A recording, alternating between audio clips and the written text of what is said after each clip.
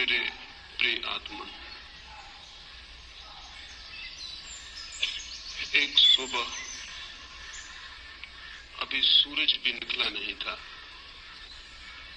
और एक माझी नदी के किनारे पहुंच गया था। उसका पैर किसी चीज से टकरा गया। झुक के उसने देखा, पत्थरों से भरा हुआ एक झोला पड़ा था। उसने अपना जाल किनारे पर रख दिया। वो सुबह सूरज के उगने की प्रतीक्षा करने लगा।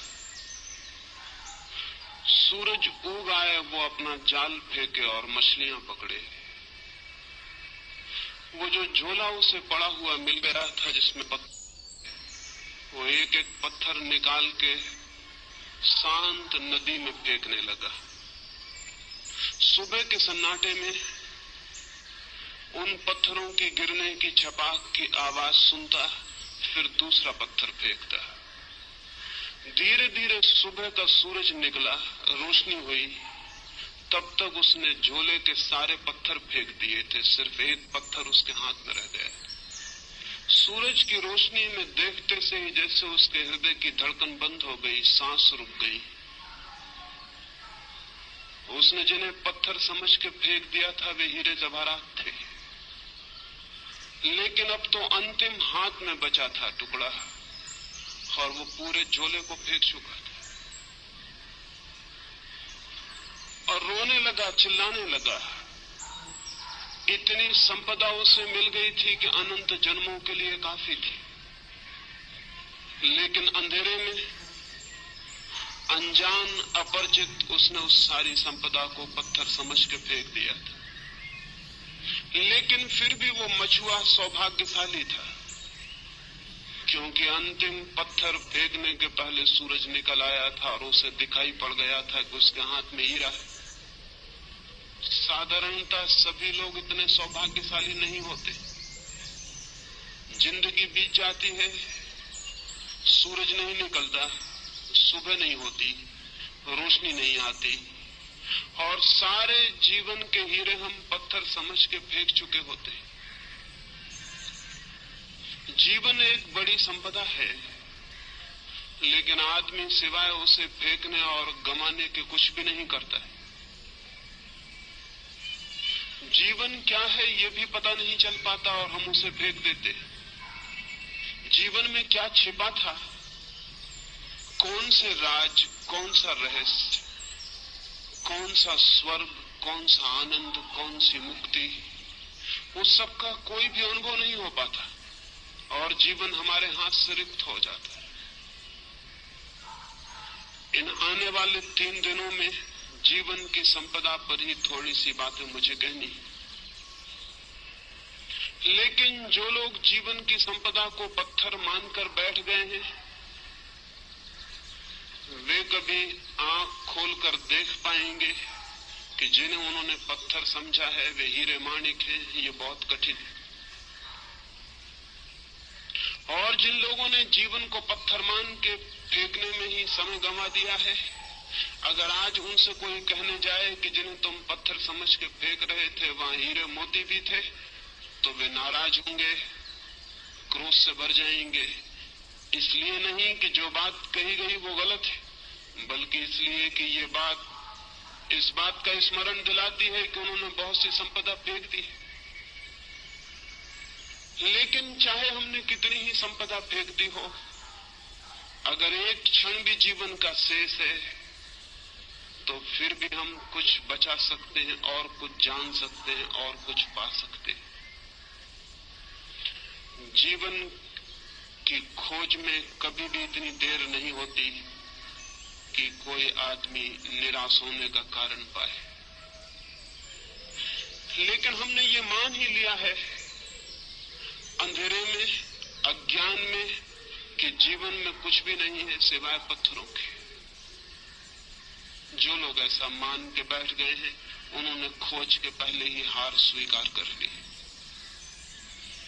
मैं इस हार के संबंध में, इस निराशा के संबंध में, इस मान ली गई पराजय के संबंध में सबसे पहली चेतावनी ये देना चाहता हूं कि जीवन मिट्टी और पत्थर नहीं है। जीवन में बहुत कुछ है। जीवन के मिट्टी पत्थर के बीच भी बहुत कुछ छिपा है। अगर खोजने वाली आंखें हो तो जीवन से वो सीढ़ी भी निकलती है जो परमात्मा तक पहुंचती है। इस शरीर में भी जो देखने पर हड्डी मांस और चमड़ी से ज्यादा नहीं है, वो छिपा है जिसका हड्डी मांस और चमड़ी से कोई भी संबंध नहीं। इस साधारण सी देह में भी जो आज जन्मती है, कल मर जाती है और मिट्टी हो जाती है, उसका वास है जो अमृत है, जो कभी जन्मता नहीं और कभी समाप्त भी नहीं होता है। रूप के भीतर अरूप छिपा है और दृश्य के भीतर अदृश्य का वास है, और मृत्यु के कुहासे में अमृति की ज्योति छिपी हुई है। मृत्यु के धुएं में अमृत की लौ भी छिपी हुई है, वो फ्लेम, वो ज्योति भी छिपी हुई है जिसकी कोई मृत्यु नहीं। लेकिन हम धुएं को देखकर ही वापस लौट आते हैं और ज्योति को नहीं खोज पाते। या जो लोग थोड़ी हिम्मत करते हैं वे धुएं में ही खो जाते हैं और ज्योति तक नहीं पहुंच पाते हैं। ये यात्रा कैसे हो सकती है कि हम धुएं के भीतर छिपी हुई ज्योति को जान सकें, शरीर के भीतर छिपी हुई आत्मा को पहचान सकें, प्रकृति के भीतर छिपे हुए परमात्मा के दर्शन कर सकें? ये कैसे हो सकता है? उस संबंध में ही 3 चरणों में मुझे बात करनी। पहली बात, हमने जीवन के संबंध में ऐसे दृष्टिकोण बना लिए हैं, हमने जीवन के संबंध में ऐसी धारणाएं बना ली हैं, हमने जीवन के संबंध में ऐसा फलसफा खड़ा कर रखा है। उस दृष्टिकोण और धारणा के कारण ही जीवन के सत्य को देखने से हम वंचित रह जाते हैं। हमने मान ही लिया है कि जीवन क्या है, बिना खोजे, बिना पहचाने, बिना जिज्ञासा किए हमने जीवन के संबंध में कोई निश्चित बात ही समझ रखी। हजारों वर्षों से हमें एक ही बात मंत्र की तरह पढ़ाई जा रही है कि जीवन असार है, जीवन व्यर्थ है, जीवन दुख है। सम्मोहन की तरह हमारे प्राणों पर यह मंत्र दोहराया गया है कि जीवन व्यर्थ है, जीवन असार है, जीवन दुख है, जीवन छोड़ देने योग्य है। ये बात सुन सुन के धीरे धीरे हमारे प्राणों में पत्थर की तरह मजबूत होकर बैठ गई। इस बात के कारण जीवन असार दिखाई पड़ने लगा है, जीवन दुख दिखाई पड़ने लगा है। इस बात के कारण जीवन ने सारा आनंद, सारा प्रेम, सारा सौंदर्य खो दिया है। मनुष्य एक कुरूपता बन गया है, मनुष्य एक दुख का अड्डा बन गया है। और जब हमने ये मान ही लिया है कि जीवन व्यर्थ है, असार है, तो उसे सार्थक बनाने की सारी चेष्टा भी बंद हो गई हो तो आश्चर्य नहीं। अगर हमने ये मान ही लिया है कि जीवन एक कुरूपता है तो उसके भीतर सौंदर्य की खोज कैसे हो सकती? और अगर हमने ये मान ही लिया है कि जीवन सिर्फ छोड़ देने योग्य है तो जिसे छोड़ ही देना है उसे सजाना, उसे खोजना, उसे निखारना, इसकी कोई भी जरूरत नहीं है। हम जीवन के साथ वैसा व्यवहार कर रहे हैं जैसा कोई आदमी स्टेशन पर विश्रामालय के साथ व्यवहार करता है, वेटिंग रूम के साथ व्यवहार करता है। वो जानता है कि क्षण भर हम इस वेटिंग रूम में ठहरे हुए हैं, क्षण भर बाद छोड़ देना है। इस वेटिंग रूम से प्रयोजन क्या है, अर्थ क्या है? वो वहां मूंगफली के छिलके भी डालता है, पान भी थूक देता है, गंदा भी करता है और फिर भी सोचता है मुझे क्या प्रयोजन है, क्षण भर बाद मुझे चले जाना है। जीवन के संबंध में भी हम इसी तरह का व्यवहार कर रहे हैं। जहां से हमें क्षण भर बाद चले जाना है वहां सुंदर और सत्य की खोज और निर्माण करने की जरूरत क्या है? लेकिन मैं आपसे कहना चाहता हूं, जिंदगी जरूर हमें छोड़ के चले जाना है, लेकिन जो असली जिंदगी है उसे हमें कभी भी छोड़ने का कोई उपाय नहीं।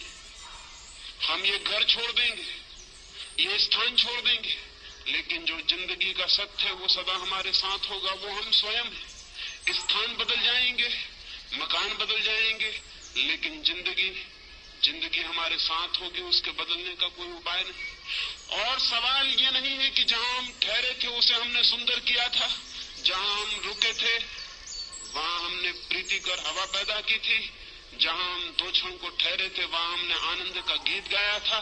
सवाल ये नहीं है कि वहां आनंद का गीत हमने गाया था। सवाल यह है कि जिसने आनंद का गीत गाया था उसने भीतर आनंद के और बड़े संभावनाओं के द्वार खोल लिए। जिसने उस मकान को सुंदर बनाया था उसने और बड़े सौंदर्य को पाने की क्षमता उपलब्ध कर ली। जिसने 2 क्षण उस वेटिंग रूम में भी प्रेम के बिताए थे उसने और बड़े प्रेम को पाने की पात्रता अर्जित कर ली। हम जो करते हैं उसी से हम निर्मित होते हैं। हमारा कृत्य अंततः हमें निर्मित करता है, हमें बनाता है। हम जो करते हैं वही धीरे धीरे हमारे प्राण और हमारी आत्मा का निर्माता हो जाता है। जीवन के साथ हम क्या कर रहे हैं इस पर निर्भर करेगा कि हम कैसे निर्मित हो रहे हैं। जीवन के साथ हमारा क्या व्यवहार है इस पर निर्भर होगा कि हमारी आत्मा किन दिशाओं में यात्रा करेगी, किन मार्गों पर जाएगी, किन नए जगतों की खोज करेगी। जीवन के साथ हमारा व्यवहार हमें निर्मित करता है। ये अगर स्मरण हो तो शायद जीवन को असार व्यर्थ मानने की दृष्टि हमें भ्रांत मालूम पड़े। तो शायद हमें जीवन को दुखपूर्ण मानने की बात गलत मालूम पड़े। तो शायद हमें जीवन से विरोधी रुख अधार्मिक मालूम पड़े। लेकिन अब तक धर्म के नाम पर जीवन का विरोध ही सिखाया गया है।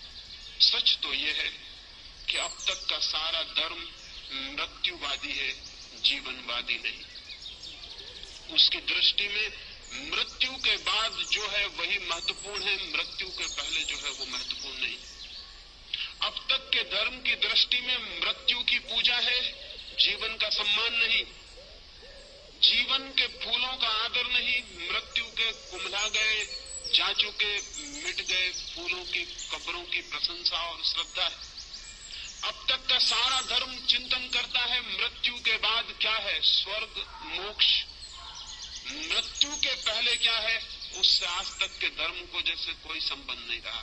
और मैं आपसे कहना चाहता हूं मृत्यु के पहले जो है अगर हम उसे ही संभालने में असमर्थ हैं तो मृत्यु के बाद जो है उसे हम संभालने में कभी भी समर्थ नहीं हो सकते। मृत्यु के पहले जो है अगर वही व्यर्थ छूट जाता है तो मृत्यु के बाद कभी भी सार्थकता की कोई गुंजाइश, कोई पात्रता हम अपने में पैदा नहीं कर सकेंगे। मृत्यु की तैयारी भी इस जीवन में जो आज पास है, मौजूद है, उसके द्वारा करनी। मृत्यु के बाद भी अगर कोई लोक है तो उस लोक में हमें उसी का दर्शन होगा जो हमने जीवन में अनुभव किया है और निर्मित किया है। लेकिन जीवन को भुला देने की, जीवन को विस्मरण कर देने की बात ही अब तक कही गई। मैं आपसे कहना चाहता हूं जीवन के अतिरिक्त न कोई परमात्मा है, न हो सकता है। मैं आपसे ये भी कहना चाहता हूं जीवन को साध लेना ही धर्म की साधना है और जीवन में ही परम सत्य को अनुभव कर लेना मोक्ष को उपलब्ध कर लेने की पहली सीढ़ी। जो जीवन को ही चूक जाता है वो और सब भी चूक जाएगा, ये निश्चित है। लेकिन अब तक का रुख उल्टा रहा है। वो रुख कहता है जीवन को छोड़ो, वो रुख कहता है जीवन को त्यागो। वो ये नहीं कहता कि जीवन में खोजो, वो ये नहीं कहता कि जीवन को जीने की कला सीखो, वो ये भी नहीं कहता कि जीवन को जीने के ढंग पर निर्भर करता है कि जीवन कैसा मालूम पड़ेगा। अगर जीवन अंधकारपूर्ण मालूम पड़ता है तो वो जीने का गलत ढंग है।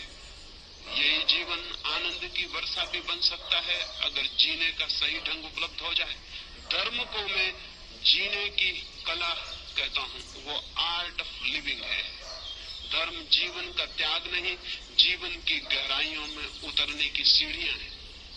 धर्म जीवन की तरफ पीठ कर लेना नहीं, जीवन की तरफ पूरी तरह आंख खोलना है। धर्म जीवन से भागना नहीं, जीवन को पूरा आलिंगन में लेने का नाम है।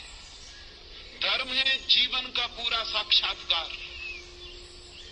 यही शायद कारण है कि आज तक के धर्म में सिर्फ बूढ़े लोग ही उत्सुक रहे हैं। मंदिरों में जाएं, चर्चों में, गिरजाघरों में, गुरुद्वारों में, और वहां वृद्ध लोग दिखाई पड़ेंगे। वहां युवा दिखाई नहीं पड़ते, वहां छोटे बच्चे दिखाई नहीं पड़ते। क्या कारण? एक ही कारण है, अब तक का हमारा धर्म सिर्फ बूढ़े का धर्म है, उन लोगों का धर्म है जिनकी मौत करीब आ गई, और अब जो मौत से भयभीत हो गए हैं और मौत के बाद के चिंतन के संबंध में आतुर हैं और जानना चाहते हैं कि मौत के बाद क्या है। जो धर्म मौत पर आधारित है वो धर्म पूरे जीवन को कैसे प्रभावित कर सकेगा? जो धर्म मौत का चिंतन करता है वो पृथ्वी को धार्मिक कैसे बना सकेगा? वो नहीं बना सका। 5000 वर्षों की धार्मिक शिक्षा के बाद भी पृथ्वी रोज अधार्मिक से अधार्मिक होती चली गई। मंदिर है, मस्जिद है, चर्च है, पुजारी है, पुरोहित है, सन्यासी है, लेकिन पृथ्वी धार्मिक नहीं हो सकी है और नहीं हो सकेगी, क्योंकि धर्म का आधार ही गलत है। धर्म का आधार जीवन नहीं है, धर्म का आधार मृत्यु है, धर्म का आधार खिलते हुए फूल नहीं है, कब्रें हैं। जिस धर्म का आधार मृत्यु है वो धर्म अगर जीवन के प्राणों को स्पंदित न कर पाता हो तो आश्चर्य क्या है? जिम्मेवारी किसकी है? मैं इन 3 दिनों में जीवन के धर्म के संबंध में ही बात करना चाहता हूं और इसलिए पहला सूत्र समझ लेना जरूरी है। और इस सूत्र के संबंध में आज तक छिपाने की, दबाने की, भूल जाने की सारी चेष्टा की गई है, लेकिन जानने और खोजने की नहीं। और उस भूलने और विस्मृत कर देने की चेष्टा के दुष्परिणाम सारे जगत में व्याप्त हो गए। मनुष्य के सामान्य जीवन में केंद्रीय तत्व क्या है? परमात्मा, आत्मा, सत्य नहीं। मनुष्य के प्राणों में, सामान्य मनुष्य के प्राणों में जिसने कोई खोज नहीं की, जिसने कोई यात्रा नहीं की, जिसने कोई साधना नहीं की, उसके प्राणों की गहराई में क्या है? प्रार्थना, पूजा? नहीं, बिल्कुल नहीं। अगर हम सामान्य मनुष्य के जीवन ऊर्जा में खोज करें, उसकी जीवन शक्ति को हम खोजने जाएं, तो न तो वहां परमात्मा दिखाई पड़ेगा, न पूजा, न प्रार्थना, न ध्यान, वहां कुछ और ही दिखाई पड़ेगा। और जो दिखाई पड़ेगा उसे भुलाने की चेष्टा की गई है, उसे जानने और समझने की नहीं। वहां क्या दिखाई पड़ेगा? हम आदमी के प्राणों को चीरें और फाड़ें और वहां खोजें। आदमी को छोड़ दें, अगर आदमी से इतर जगत की भी हम खोजबीन करें तो वहां प्राणों की गहराइयों में क्या मिलेगा? अगर हम एक पौधे की जांचबीन करें तो क्या मिलेगा? एक पौधा क्या कर रहा है? एक पौधा पूरी चेष्टा कर रहा है नए बीज उत्पन्न करने की। एक पौधे के सारे प्राण, सारा रस नए बीज इकट्ठे करने, जन्मने की चेष्टा कर रहा है। एक पक्षी क्या कर रहा है? एक पशु क्या कर रहा है? अगर हम सारी प्रकृति में खोजने जाएं तो हम पाएंगे सारी प्रकृति में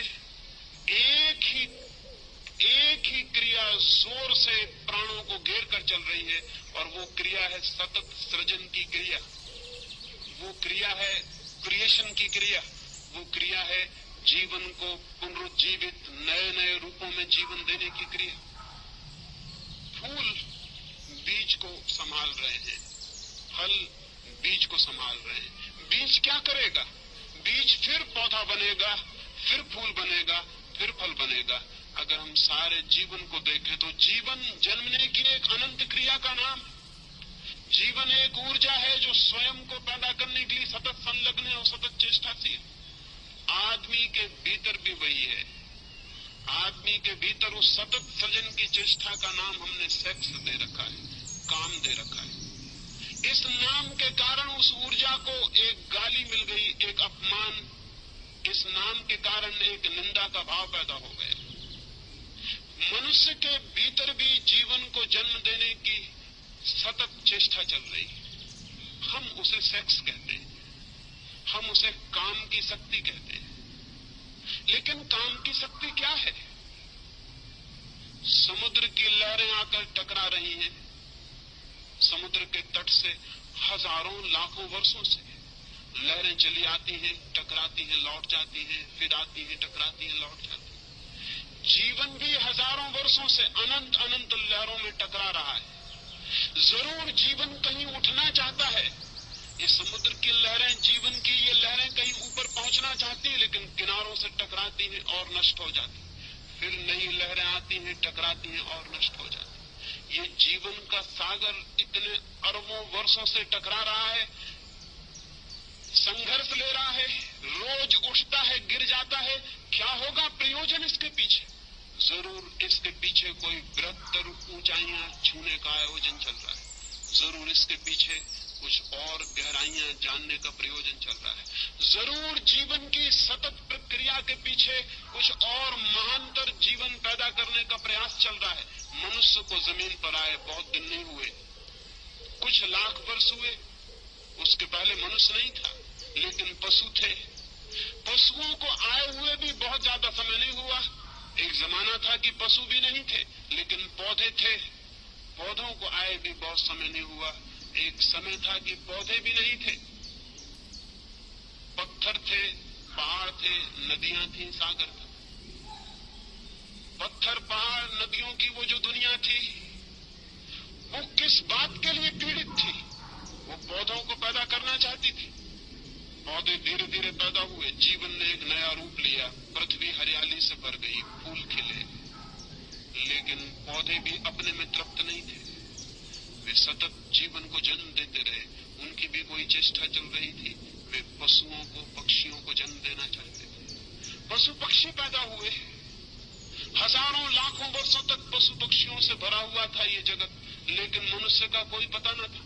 पशुओं और पक्षियों के प्राणों के भीतर निरंतर मनुष्य भी निवास कर रहा था, पैदा होने की चेष्टा कर रहा था। फिर मनुष्य पैदा हुआ।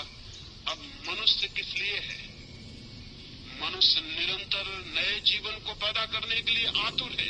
हम उसे सेक्स कहते हैं, हम उसे काम की वासना कहते हैं, लेकिन उस वासना का मूल अर्थ क्या है? मूल अर्थ इतना है, मनुष्य अपने पर समाप्त नहीं होना चाहता, आगे भी जीवन को पैदा करना चाहता। लेकिन क्यों? क्या मनुष्य के प्राणों में मनुष्य से ऊपर किसी सुपरमैन को, किसी महामानव को पैदा करने की कोई चेष्टा चल रही? निश्चित ही चल रही। निश्चित ही मनुष्य के प्राण इस चेष्टा में संलग्न है कि मनुष्य से श्रेष्ठतर जीवन जन्म पा सके, मनुष्य से श्रेष्ठतर प्राणी आविर्भूत हो सके। नीत्शे से लेकर अरविंद तक, पतंजलि से लेकर बर्ट्रैंड रसल तक, सारे मनुष्यों के प्राणों में एक कल्पना, एक सपने की तरह बैठी रही कि मनुष्य से बड़ा प्राणी कैसे पैदा हो सके।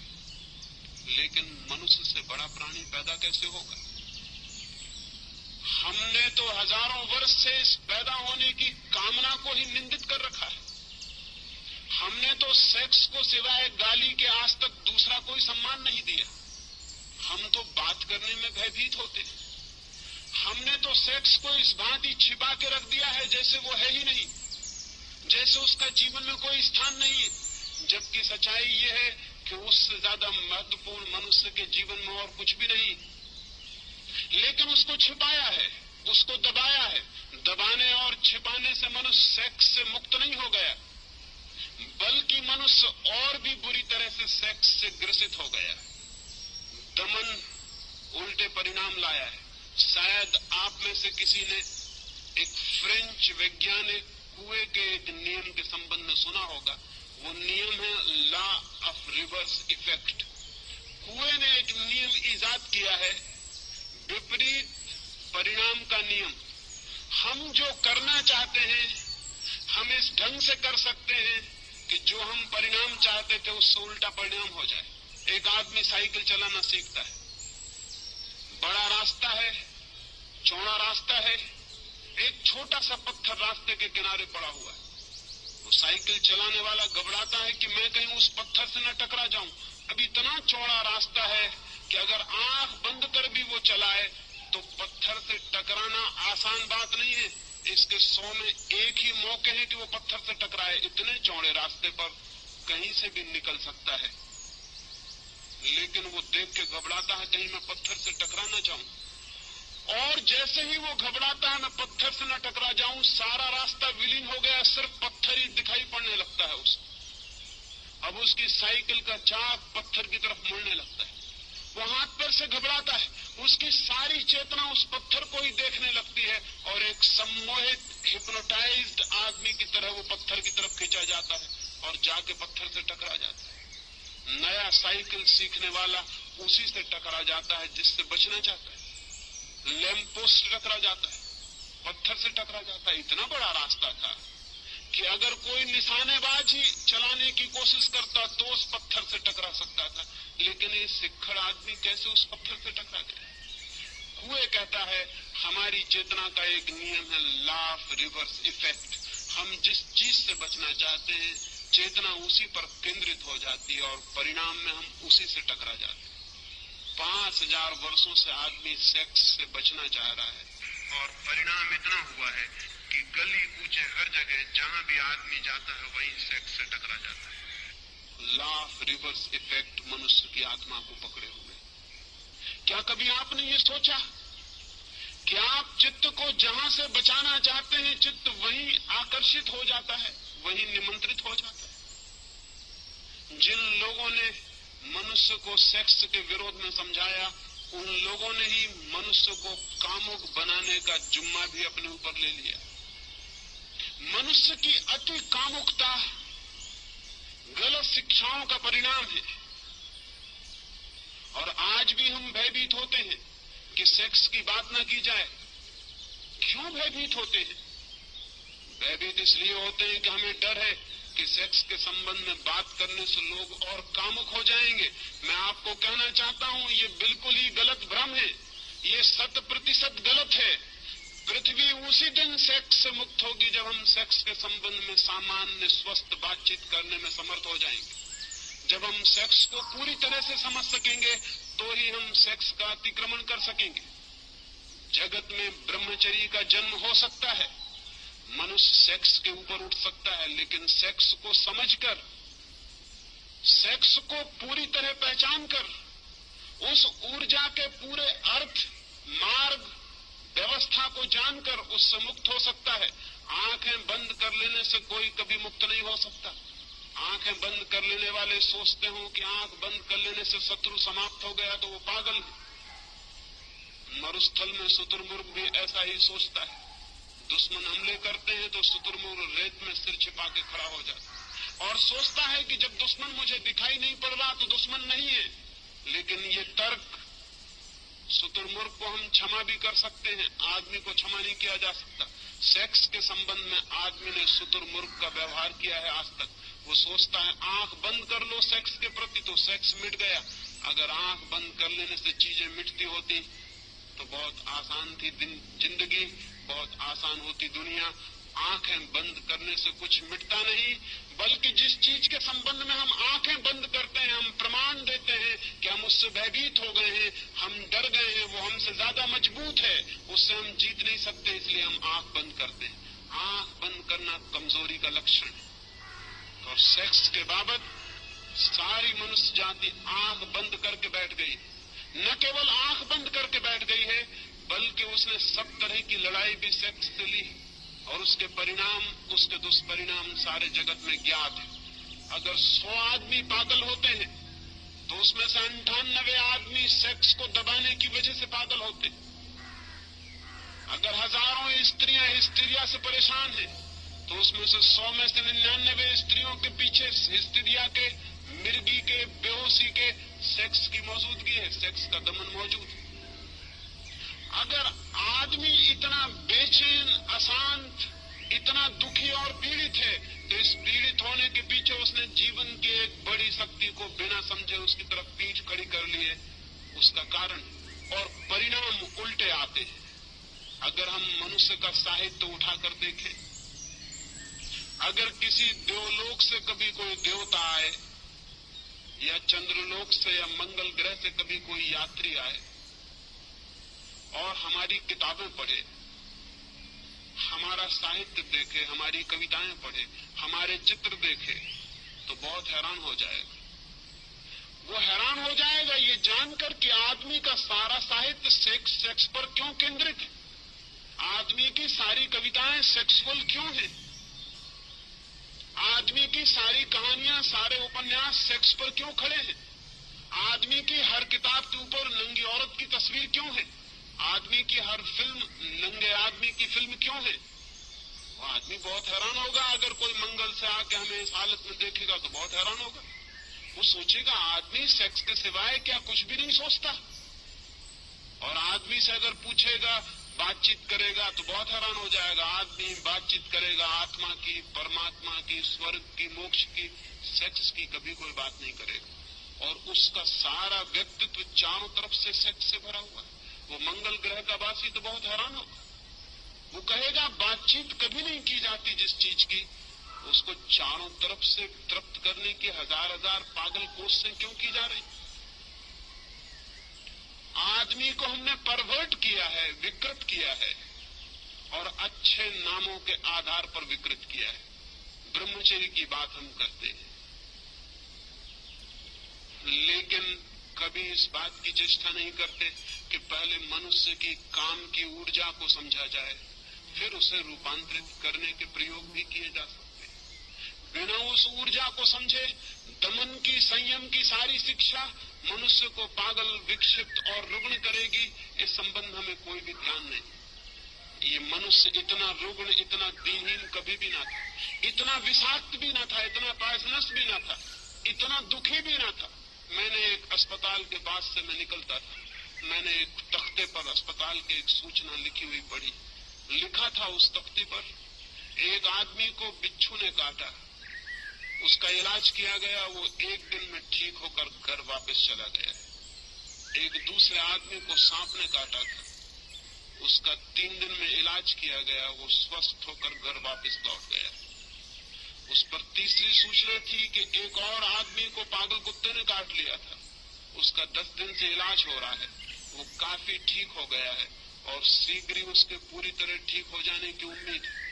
और उस पर एक चौथी सूचना भी थी कि एक आदमी को एक आदमी ने काट लिया था, उसे कई सप्ताह हो गए, वो बेहोश है और उसके ठीक होने की भी कोई उम्मीद नहीं। मैं बहुत हैरान हुआ, आदमी का काटा हुआ इतना जहरीला हो सकता है। लेकिन अगर हम आदमी की तरफ देखेंगे तो दिखाई पड़ेगा आदमी के भीतर बहुत जहर इकट्ठा हो गया। और उस जहर के इकट्ठे हो जाने का पहला सूत्र यह है कि हमने आदमी के निसर्ग को, उसकी प्रकृति को स्वीकार नहीं किया, उसकी प्रकृति को दबाने और जबरदस्ती तोड़ने की चेष्टा की। मनुष्य के भीतर जो शक्ति है, उस शक्ति को रूपांतरित करने की, ऊंचा ले जाने की, आकाशगामी बनाने का हमने कोई प्रयास नहीं किया। उस शक्ति के ऊपर हम जबरदस्ती कब्जा करके बैठ गए हैं। वो शक्ति नीचे से ज्वालामुखी की तरह उबल रही है और धक्के दे रही। वो आदमी को किसी भी क्षण उल्टा देने की चेष्टा कर रही, और इसलिए जरा सा मौका मिल जाता है तो आपको पता है सबसे पहली बात क्या होती। अगर एक हवाई जहाज गिर पड़े तो आपको सबसे पहले उस हवाई जहाज में अगर पायलट हो और आप उसके पास जाएं, उसकी लाश के पास, तो आपको पहला प्रश्न क्या उठेगा मन में? क्या आपको ख्याल आएगा ये हिंदू है या मुसलमान? नहीं। क्या आपको ख्याल आएगा कि भारतीय है कि चीनी? नहीं। आपको पहला ख्याल आएगा ये आदमी है या औरत। पहला प्रश्न आपके मन में उठेगा ये स्त्री है या पुरुष। क्या आपको ख्याल है इस बात का कि ये प्रश्न क्यों सबसे पहले ख्याल में आता है? भीतर दबा हुआ सेक्स है, उस सेक्स के दमन की वजह से बाहर स्त्रियां और पुरुष अतिशय उभर कर दिखाई पड़ते। क्या आपने कभी सोचा आप किसी आदमी का नाम भूल सकते हैं, जाति भूल सकते हैं, चेहरा भूल सकते हैं? अगर मैं आपसे मिलूं या मुझे आप मिले तो मैं सब भूल सकता हूं कि आपका नाम क्या था, आपका चेहरा क्या था, आपकी जाति क्या थी, उम्र क्या थी, आप किस पद पर थे, सब भूल सकता हूं। लेकिन कभी आपको ख्याल आया आप ये भी भूल सके कि जिससे आप मिले थे वो आदमी थी या औरत? कभी आप भूल सके इस बात को कि जिससे आप मिले थे वो पुरुष है या स्त्री? कभी पीछे ये संदेह उठा मन में कि वो स्त्री है या पुरुष? नहीं, ये बात आप कभी भी नहीं भूल सके हो। क्यों? लेकिन जब सारी बातें भूल जाती हैं तो ये क्यों नहीं भूलता? हमारे भीतर मन में कहीं सेक्स बहुत अतिशय होकर बैठा है, वो 24 घंटे उबल रहा है, इसलिए सब बात भूल जाती है लेकिन ये बात नहीं भूलती। हम सतत सचेष्ट हैं। ये पृथ्वी तब तक स्वस्थ नहीं हो सकेगी जब तक आदमी और स्त्रियों के बीच ये दीवार और ये फासला खड़ा हुआ है। ये पृथ्वी तब तक कभी भी शांत नहीं हो सकेगी जब तक भीतर उबलती हुई आग है और उसके ऊपर हम जबरदस्ती बैठे हुए। उस आग को रोज दबाना पड़ता है, उस आग को प्रतिक्षण दबाए रखना पड़ता है। वो आग हमको भी जला डालती है, सारा जीवन राख कर देती है, लेकिन फिर भी हम विचार करने को राजी नहीं होते ये आग क्या थी। और मैं आपसे कहता हूं, अगर हम इस आग को समझ लें तो ये आग दुश्मन नहीं है, दोस्त है। अगर हम इस आग को समझ लें तो ये हमें जलाएगी नहीं, हमारे घर को गर्म भी कर सकती है सर्दियों में, और हमारी रोटियां भी पका सकती है, और हमारी जिंदगी के लिए सहयोगी और मित्र भी हो सकती है। लाखों साल तक आकाश में बिजली चमकती थी, कभी किसी के ऊपर गिरती थी और जान ले लेती थी। कभी किसी ने सोचा भी ना था कि एक दिन घर में पंखा चलाएगी ये बिजली, कभी ये रोशनी करेगी अंधेरे में, ये किसी ने सोचा नहीं था। आज वही बिजली हमारी साथी हो गई। क्यों? बिजली की तरफ हम आंख मूंद के खड़े हो जाते तो हम कभी बिजली के राज को न समझ पाते और न कभी उसका उपयोग कर पाते, वो हमारी दुश्मनी बनी रहती। लेकिन नहीं, आदमी ने बिजली के प्रति दोस्ताना का भाव बरता, उसने बिजली को समझने की कोशिश की, उसने प्रयास किए जानने के, और धीरे धीरे बिजली उसकी साथी हो गई। आज बिना बिजली के क्षण भर जमीन पर रहना मुश्किल मालूम होगा। मनुष्य के भीतर बिजली से भी बड़ी ताकत है सेक्स की। मनुष्य के भीतर अणु की शक्ति से भी बड़ी शक्ति है सेक्स की। कभी आपने सोचा लेकिन ये शक्ति क्या है और कैसे हमें इसे रूपांतरित करें? एक छोटे से अणु में इतनी शक्ति है कि हिरोशिमा का पूरा 1 लाख का नगर भस्म हो सकता है। लेकिन क्या आपने कभी सोचा कि मनुष्य के काम की ऊर्जा का एक अणु एक नए व्यक्ति को जन्म देता है? उस व्यक्ति में गांधी पैदा हो सकता, उस व्यक्ति में महावीर पैदा हो सकता, उस व्यक्ति में बुद्ध पैदा हो सकते, क्राइस्ट पैदा हो सकते, उससे आइंस्टीन पैदा हो सकता है और न्यूटन पैदा हो सकता है। एक छोटा सा अणु एक मनुष्य की काम ऊर्जा का एक गांधी को छिपाए हुए है। गांधी जैसा विराट व्यक्तित्व जन्म पा सकता है। लेकिन हम सेक्स को समझने को राजी नहीं, लेकिन हम सेक्स की ऊर्जा के संबंध में बात करने की हिम्मत जुटाने को राजी नहीं। कौन सा भय हमें पकड़े हुए है कि जिससे सारे जीवन का जन्म होता है, उस शक्ति को हम समझना नहीं चाहते? कौन सा डर है, कौन सी घबराहट है? मैंने पिछली बंबई की सभा में इस संबंध में कुछ बात की थी तो बड़ी घबराहट फैल गई। मुझे बहुत से पत्र पहुंचे कि आप इस तरह की बातें मत कहें, इस तरह की बात ही मत करें। मैं बहुत हैरान हुआ कि इस तरह की बात क्यों न की जाए। अगर शक्ति है हमारे भीतर तो उसे जाना क्यों न जाए, उसे क्यों न पहचाना जाए? और बिना जाने पहचाने, बिना उसके नियम समझे हम उस शक्ति को और ऊपर कैसे ले जा सकते हैं? पहचान से हम उसको जीत भी सकते हैं, बदल भी सकते हैं, लेकिन बिना पहचाने तो हम उसके हाथ में ही मरेंगे और सड़ेंगे और कभी उससे मुक्त नहीं हो सकते। जो लोग सेक्स के संबंध में बात करने की मनाही करते हैं, वही लोग पृथ्वी को सेक्स के गड्ढे में डाले हुए हैं, ये मैं आपसे कहना चाहता हूं। जो लोग घबराते हैं और जो समझते हैं धर्म का सेक्स से कोई संबंध नहीं, वे खुद तो पागल हैं ही, वो सारी पृथ्वी को भी पागल बनाने में सहयोगी हो रहे हैं। धर्म का संबंध मनुष्य की ऊर्जा के ट्रांसफॉर्मेशन से है। धर्म का संबंध मनुष्य की शक्ति को रूपांतरित करने से। धर्म चाहता है कि मनुष्य के व्यक्तित्व में जो छिपा है वो श्रेष्ठतम रूप से अभिव्यक्त हो जाए। धर्म चाहता है कि मनुष्य का जीवन निम्न से उच्च की एक यात्रा बने, पदार्थ से परमात्मा तक पहुंच जाए। लेकिन ये चाह तभी पूरी हो सकती है हम जहां जाना चाहते हैं उस स्थान को समझना उतना उपयोगी नहीं जितना उस स्थान को समझना उपयोगी है जहां हम खड़े हैं, क्योंकि वहीं से यात्रा शुरू करनी पड़ती। सेक्स है फैक्ट, सेक्स जो है वो तथ्य है मनुष्य के जीवन का, और परमात्मा अभी दूर है। सेक्स हमारे जीवन का तथ्य है। इस तथ्य को समझ के हम परमात्मा के सत्य तक यात्रा कर भी सकते हैं, लेकिन इसे बिना समझे 1 इंच आगे नहीं जा सकते। कोल्हू के बैल की तरह इसी के आसपास घूमते रहेंगे, इसी के आसपास घूमते रहेंगे। मैंने जो पिछली सभा में कुछ बातें कही तो मुझे ऐसा लगा कि जैसे हम जीवन की वास्तविकता को समझने की भी तैयारी नहीं दिखाते, तो फिर हम और क्या कर सकते हैं और आगे क्या हो सकता है। फिर ईश्वर परमात्मा की सारी बातें सांत्वना की, कोरी सांत्वना की बातें हैं और झूठी हैं, क्योंकि जीवन के परम सत्य चाहे कितने ही नग्न हो, उन्हें जानना ही पड़ेगा, समझना ही पड़ेगा। तो पहली बात तो ये जान लेनी जरूरी है कि मनुष्य का जन्म सेक्स से होता है। मनुष्य का सारा व्यक्तित्व सेक्स के अणुओं से बना हुआ है। मनुष्य का सारा प्राण सेक्स की ऊर्जा से भरा हुआ है। जीवन की ऊर्जा अर्थात काम की ऊर्जा। ये जो काम की ऊर्जा है, ये जो सेक्स एनर्जी है, ये क्या है? ये क्यों हमारे जीवन को इतने जोर से आंदोलित करती? क्यों हमारे जीवन को इतना प्रभावित करती? क्यों हम घूम घूम कर सेक्स के आसपास इर्द गिर्द ही चक्कर लगाते हैं और समाप्त हो जाते हैं? कौन सा आकर्षण है इसका? हजारों साल से ऋषि मुनि इंकार कर रहे हैं, लेकिन आदमी प्रभावित नहीं हुआ मालूम पड़ता। हजारों साल से वे कह रहे हैं कि मुख मोड़ लो इससे, दूर हट जाओ इससे, सेक्स की कल्पना और कामना छोड़ दो, चित्त से निकाल डालो ये सारे सपने।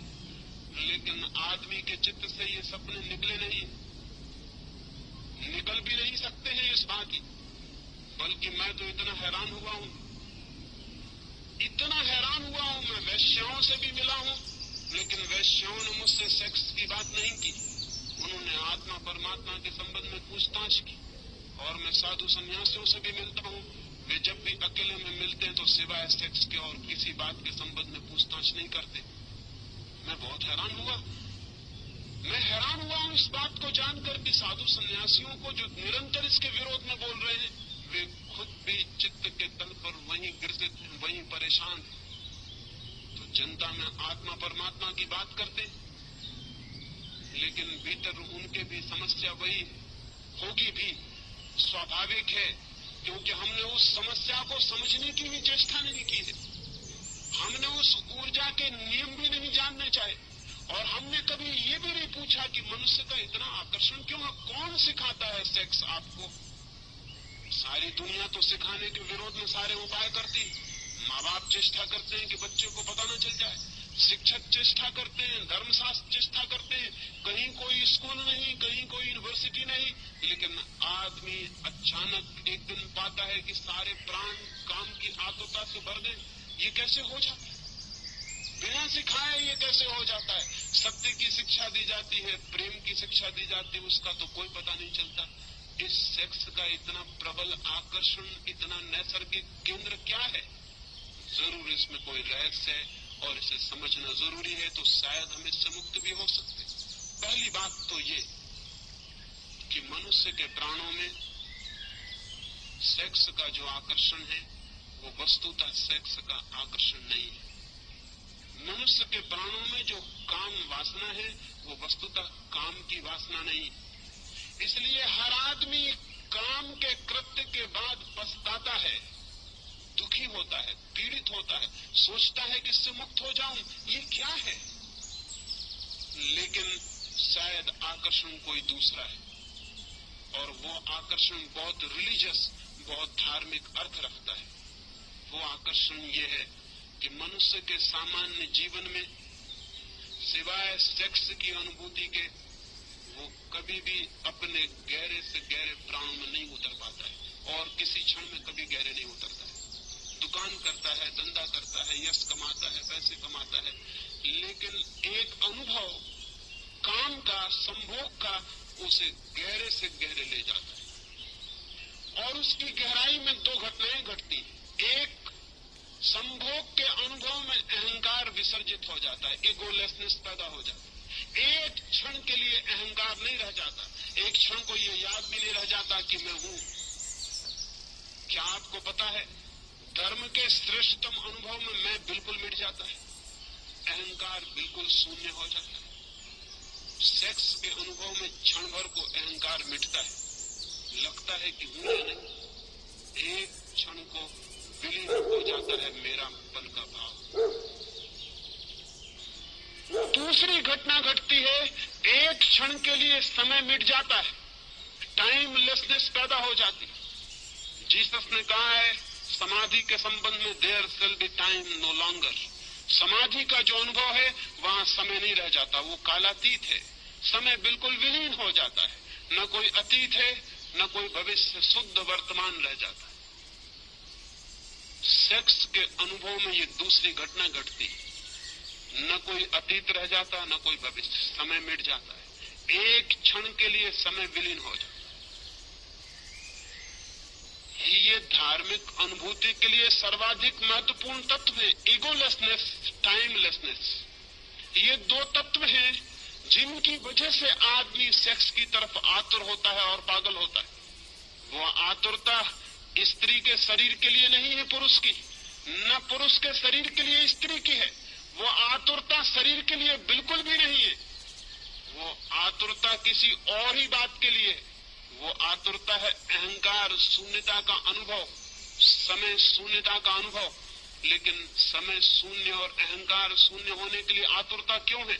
क्योंकि जैसे ही अहंकार मिटता है आत्मा की झलक उपलब्ध होती है, जैसे ही समय मिटता है परमात्मा की झलक उपलब्ध होती है। एक क्षण को होती है ये घटना, लेकिन उस एक क्षण के लिए आदमी कितनी ही ऊर्जा, कितनी ही शक्ति खोने को तैयार है। शक्ति खोने के कारण पछताता है बाद में कि शक्ति छीन हुई, शक्ति का अपव्यय हुआ, और उसे पता है कि शक्ति जितनी छीन होती मौत उतनी करीब आती। कुछ पशुओं में तो एक ही संभोग के बाद नर की मृत्यु हो जाती, कुछ कीड़े तो एक ही संभोग कर पाते हैं और संभोग करते ही करते समाप्त हो जाते। अफ्रीका में एक मकड़ा होता है, वो एक ही संभोग कर पाता है और संभोग की हालत में ही मर जाता है, इतनी ऊर्जा छीन हो जाती। मनुष्य को ये अनुभव में आ गया बहुत पहले कि सेक्स का अनुभव शक्ति को छीन करता है, जीवन ऊर्जा कम होती है और धीरे धीरे मौत करीब आती है। पछताता है आदमी, लेकिन इतना पछताने के बाद फिर पाता है कि कुछ घड़ियों के बाद फिर वही आतुरता है। निश्चित ही इस आतुरता में कुछ और अर्थ है जो समझ लेना जरूरी। सेक्स की आतुरता में कोई रिलीजियस अनुभव है, कोई आत्मिक अनुभव है। उस अनुभव को अगर हम देख पाएं तो हम सेक्स के ऊपर उठ सकते हैं। अगर उस अनुभव को हम न देख पाएं तो हम सेक्स में ही जिएंगे और मर जाएंगे। उस अनुभव को अगर हम देख पाएं, अंधेरी रात है और अंधेरी रात में बिजली चमकती, बिजली की चमक अगर हमें दिखाई पड़ जाए और बिजली को अगर हम समझ लें तो अंधेरी रात को हम मिटा भी सकते हैं। लेकिन अगर हम ये समझ लें कि अंधेरी रात के कारण बिजली चमकती है तो फिर हम अंधेरी रात को और घना करने की कोशिश करेंगे ताकि बिजली चमके। सेक्स की घटना में बिजली चमकती है, एक वो सेक्स से अतीत है, ट्रांसेंड करती है, पार से आती। उस पार के अनुभव को अगर हम पकड़ लें तो हम सेक्स के ऊपर उठ सकते हैं, अन्यथा नहीं। लेकिन जो लोग सेक्स के विरोध में खड़े हो जाते हैं वे अनुभव को समझ भी नहीं पाते कि वो अनुभव क्या है। वे कभी ये ठीक विश्लेषण भी नहीं कर पाते कि हमारी आतुरता किस चीज के लिए। मैं आपसे कहना चाहता हूं कि संभोग का इतना आकर्षण क्षणिक समाधि के लिए है, और संभोग से आप उस दिन मुक्त होंगे जिस दिन आपको समाधि बिना संभोग के मिलना शुरू हो जाएगी। उसी दिन संभोग से आप मुक्त हो जाएंगे, सेक्स से मुक्त हो जाएंगे। क्योंकि एक आदमी 1000 रुपए खोकर थोड़ा सा अनुभव पाता हो और कल हम उसे बता दें कि रुपए खोने की कोई जरूरत नहीं, इस अनुभव की तो खदानें भरी पड़ी हैं, तुम चलो इस रास्ते से और उस अनुभव को पालो, तो फिर वो 1000 रुपए खो के उस अनुभव को खरीदने बाजार में नहीं जाएगा। सेक्स जिस अनुभूति को लाता है, अगर वो अनुभूति किन्हीं और मार्गों से उपलब्ध हो सके तो आदमी का चित्त सेक्स की तरफ बढ़ना अपने आप बंद हो जाता है, उसका चित्त एक नई दिशा लेना शुरू कर देता है। इसलिए मैं कहता हूं जगत में समाधि का पहला अनुभव मनुष्य को सेक्स के अनुभव से ही उपलब्ध हुआ है। लेकिन वो बहुत महंगा अनुभव है, वो अति महंगा अनुभव है। और दूसरे कारण है कि वो अनुभव कभी एक क्षण से ज्यादा गहरा नहीं हो सकता। एक क्षण को झलक मिलेगी और हम वापस अपनी जगह पर लौट आते। एक क्षण को किसी लोक में उठ जाते हैं, किसी गहराई पर, किसी पीक एक्सपीरियंस पर, किसी शिखर पर पहुंचना होता है और हम पहुंच भी नहीं पाते और वापस गिर जाते। जैसे समुद्र की एक लहर आकाश में उठती, उठ भी नहीं पाती, पहुंच भी नहीं पाती हवाओं में, सिर उठा भी नहीं पाती और गिरना शुरू हो जाता।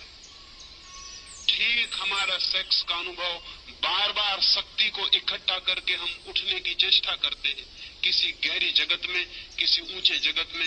एक क्षण को हम उठ भी नहीं पाते और सब लहर बिखर जाती है, हम वापस अपनी जगह खड़े हो जाते हैं और उतनी शक्ति और ऊर्जा को गंवा देते हैं। लेकिन अगर सागर की लहर बर्फ का पत्थर बन जाए, जम जाए और बर्फ हो जाए, तो फिर उसे नीचे गिरने की कोई जरूरत नहीं है। आदमी का चित्त जब तक सेक्स की तरलता में बहता है, तब तक वापस उठता है, गिरता है, उठता है, गिरता है। सारा जीवन यही करता है। और जिस अनुभव के लिए इतना तीव्र आकर्षण है, इगोलेसनेस के लिए अहंकार शून्य हो जाए, मैं आत्मा को जान लूं, समय मिट जाए और मैं उसको जान लूं जो इटर्नल है, जो टाइमलेस है, उसको जान लूं जो समय के बाहर है, अनंत और अनादि है। उसे जानने की चेष्टा में सारा जगत सेक्स के केंद्र पर घूमता रहता है। लेकिन अगर हम इस घटना के विरोध में खड़े हो जाएं सिर्फ, तो क्या होगा? तो क्या हम उस अनुभव को पालेंगे जो सेक्स से एक झलक की तरह दिखाई पड़ता? नहीं। अगर हम सेक्स के विरोध में खड़े हो जाते हैं तो सेक्स ही हमारी चेतना का केंद्र बन जाता। हम सेक्स से मुक्त नहीं होते, उससे बंध जाते। वो लॉ ऑफ रिवर्स इफेक्ट काम शुरू कर देता। फिर हम उससे बंध गए, फिर हम भागने की कोशिश करते हैं और जितनी हम कोशिश करते हैं उतने ही बंधते चले जाते। एक आदमी बीमार था और बीमारी कुछ उसे ऐसी थी कि दिन रात उसे भूख लगती थी। सच तो यह है उसे बीमारी कुछ भी न थी। भोजन के संबंध में उसने कुछ विरोध की किताबें पढ़ ली थी। उसने पढ़ लिया था कि भोजन पाप है, उपवास पुण्य है, कुछ भी खाना हिंसा करना है। जितना वो ये सोचने लगा कि भोजन करना पाप है, उतना ही भूख को दबाने लगा। जितनी भूख को दबाने लगा उतनी भूख असर्ट करने लगी, जोर से प्रकट होने लगी। तो वो 2-4 दिन उपवास करता था और एक दिन पागल की तरह कुछ भी खा जाता था। जब कुछ भी खा लेता था तो बहुत दुखी होता था, क्योंकि फिर खाने की तकलीफ झेलनी पड़ती थी। फिर पश्चाताप में 2-4 दिन उपवास करता था और फिर कुछ भी खा लेता। आखिर उसने तय किया कि ये घर रहते हुए नहीं हो सकेगा, ठीक, मुझे जंगल चले जाना चाहिए। वो पहाड़ पर गया, एक हिल स्टेशन पर जाकर एक कमरे में रहा। घर के लोग भी परेशान हो गए।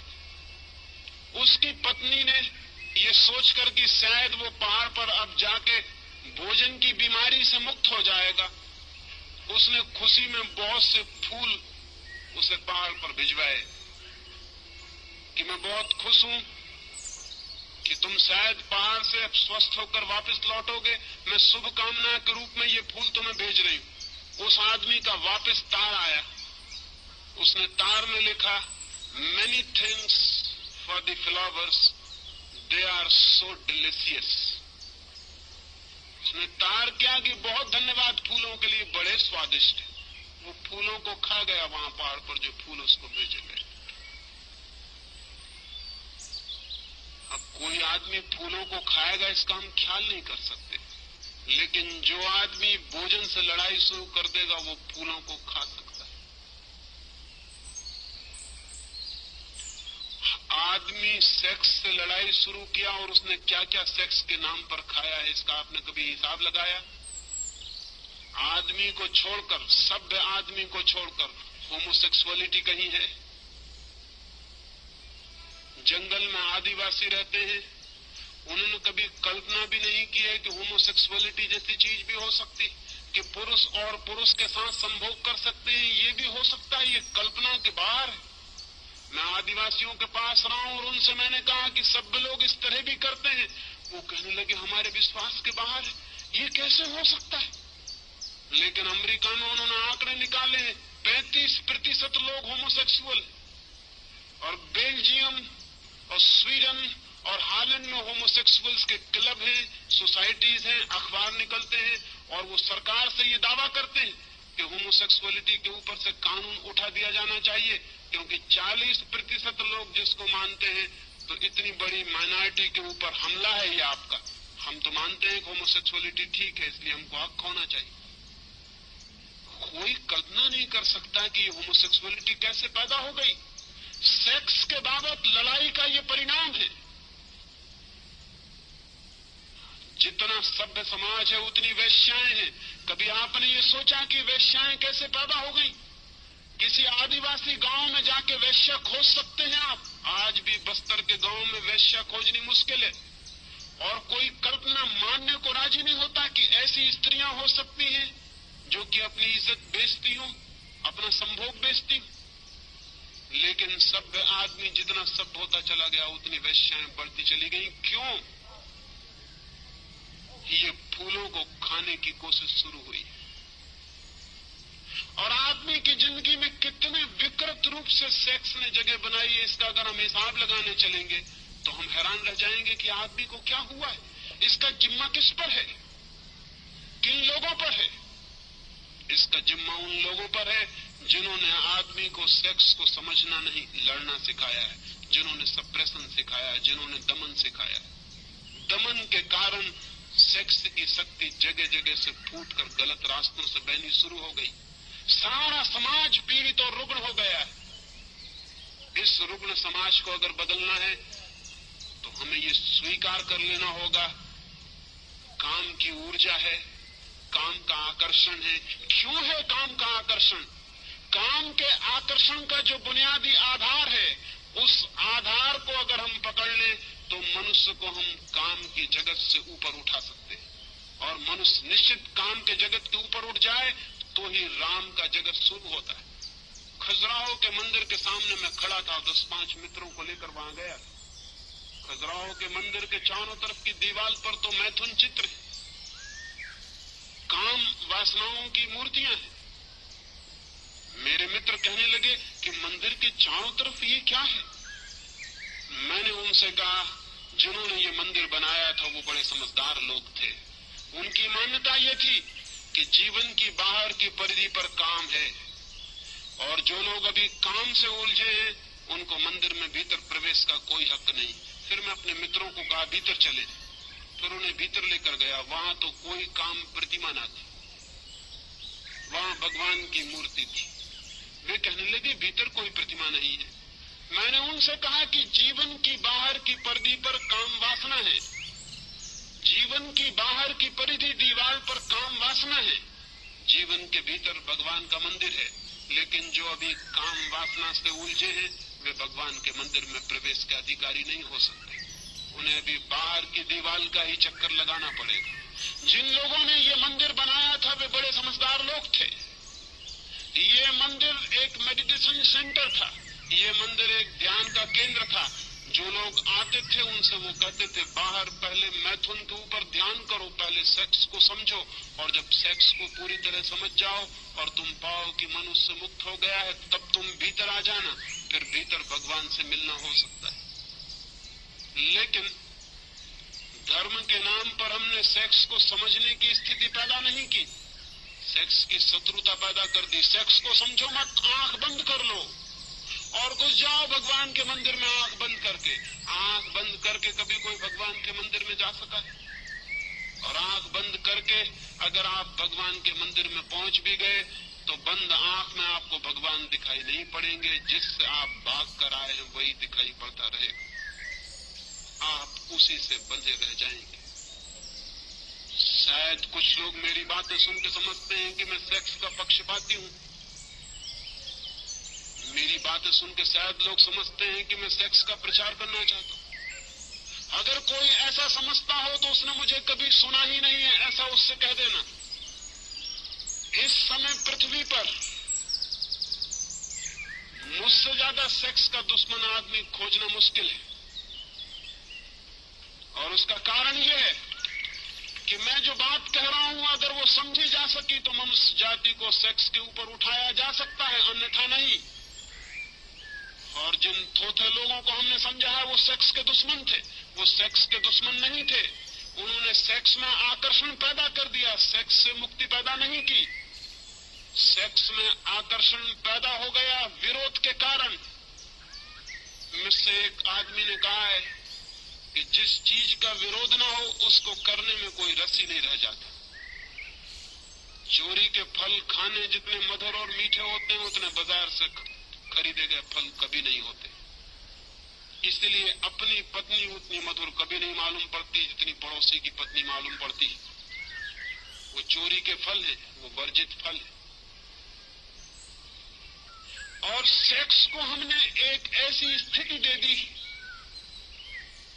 एक ऐसा चोरी का जामा पहना दिया, एक ऐसे झूठ के लिबास में छिपा दिया, ऐसी दीवारों में खड़ा कर दिया कि उसने हमें तीव्र रूप से आकर्षित कर लिया। बर्ट्रैंड रसल ने लिखा है कि जब मैं छोटा बच्चा था, विक्टोरियन जमाना था, स्त्रियों के पैर भी दिखाई नहीं पड़ते थे। वो कपड़े पहनती थी जो जमीन पर घसटता था और पैर नहीं दिखाई पड़ता। अगर कभी किसी स्त्री का अंगूठा दिख जाता था तो आदमी आतुर होकर अंगूठा देखने लगता था और काम वासना जग जाती थी।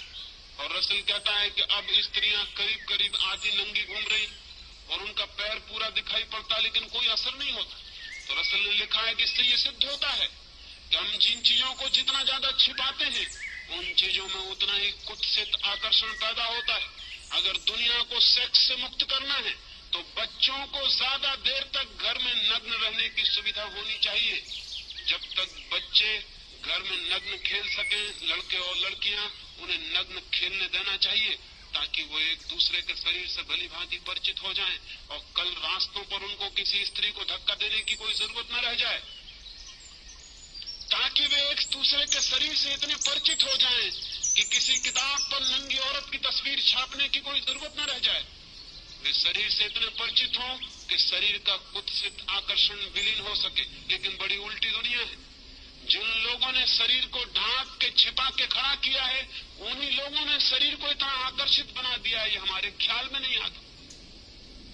जिन लोगों ने शरीर को जितना ढांक के छिपा दिया है शरीर को उतना ही हमारे मन में चिंतन का विषय बना दिया, ये हमारे ख्याल में नहीं आता। बच्चे नग्न होने चाहिए, देर तक नग्न खेलने चाहिए, लड़के और लड़कियां एक दूसरे को नग्नता में देखना चाहिए ताकि उनके पीछे कोई भी पागलपन न रह जाए और उनके इस पागलपन का जीवन भर रोग उनके भीतर न चलता है। लेकिन वो रोग चल रहा है और उस रोग को हम बढ़ाते चले जाते हैं। उस रोग के फिर हम नए नए रास्ते खोजते हैं। गंदी किताबें छपती हैं जो लोग गीता के कवर में भीतर रख के पढ़ते, बाइबल में दबा लेते हैं और पढ़ते हैं। ये गंदी किताबें, तो हम कहते हैं ये गंदी किताबें बंद होनी चाहिए, लेकिन हम ये कभी नहीं पूछते कि गंदी किताबें पढ़ने वाला आदमी पैदा क्यों हो गया है। हम कहते हैं नंगी तस्वीरें दीवारों पर नहीं लगनी चाहिए, लेकिन हम कभी नहीं पूछते कि नंगी तस्वीरें कौन आदमी देखने को आता है। वही आदमी आता है जो स्त्रियों के शरीर को देखने से वंचित रह गया। एक कुतूहल जाग गया है, क्या है स्त्री का शरीर। और मैं आपसे कहता हूं, वस्त्रों ने स्त्री के शरीर को जितना सुंदर बना दिया है उतना सुंदर स्त्री का शरीर है नहीं। वस्त्रों में ढांक कर शरीर छिपा नहीं है और उघड़ के प्रकट हुआ है। ये सारी की सारी चिंतना हमारी विपरीत फल ले आई। इसलिए आज एक बात आपसे कहना चाहता हूं पहले दिन की चर्चा में, वो ये, सेक्स क्या है, उसका आकर्षण क्या है, उसकी विकृति क्यों पैदा हुई है। अगर हम ये तीन बातें ठीक से समझ लें तो मनुष्य का मन इनके ऊपर उठ सकता है। उठना चाहिए, उठने की जरूरत है, लेकिन उठने की चेष्टा गलत परिणाम लाई है, क्योंकि हमने लड़ाई खड़ी की है, हमने मैत्री खड़ी नहीं की। दुश्मनी खड़ी की है, सप्रेशन खड़ा किया है, दमन किया है, समझ पैदा नहीं की। अंडरस्टैंडिंग चाहिए, सप्रेशन नहीं, समझ चाहिए। जितनी गहरी समझ होगी मनुष्य उतना ही ऊपर उठता है, जितनी कम समझ होगी उतना ही मनुष्य दबाने की कोशिश करता है, और दबाने के कभी भी कोई सफल परिणाम, सुफल परिणाम, स्वस्थ परिणाम उपलब्ध नहीं होते।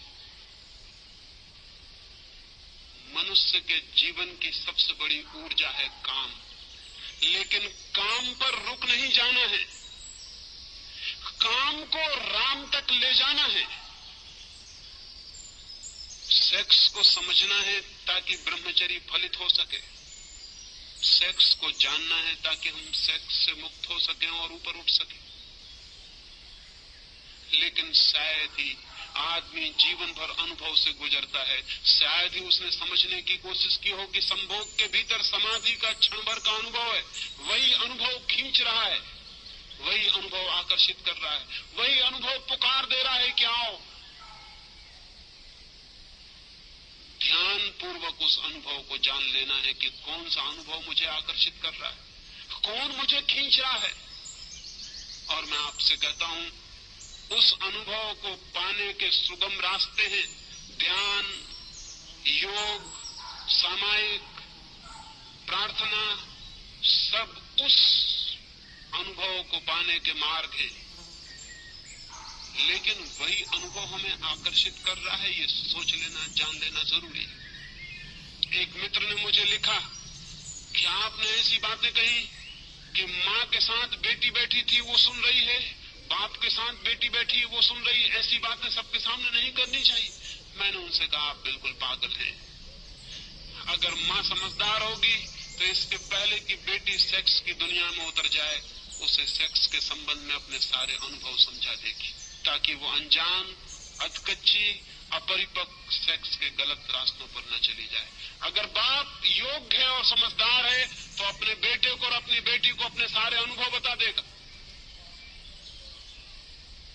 ताकि बेटे और बेटियां गलत रास्तों पर न चले जाएं, जीवन उनके विकृत न हो जाए। लेकिन मजा यह है कि न बाप का कोई गहरा अनुभव है, न माँ का कोई गहरा अनुभव है, वे खुद भी सेक्स के तल से ऊपर नहीं उठ सके, इसलिए घबराते हैं कि कहीं सेक्स की बात सुन के बच्चे भी इसी तल में न उलझ जाएं।